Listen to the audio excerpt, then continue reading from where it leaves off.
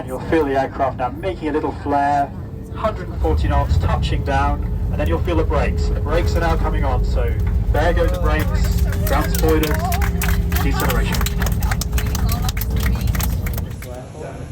So James, tell me, how have you found the course today, the actual flight?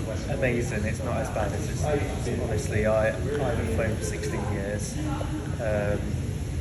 I was due to fly last year, but I couldn't do it. I couldn't get on the plane, so preparation here with the Zoom call and the extra pilot being on board just made it absolutely seamless. I'm not scared of heights, because I wasn't scared of heights on there, which I have been for 16 years.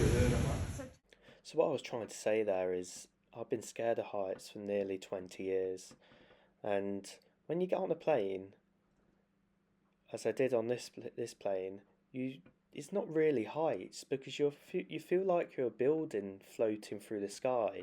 You're on something solid.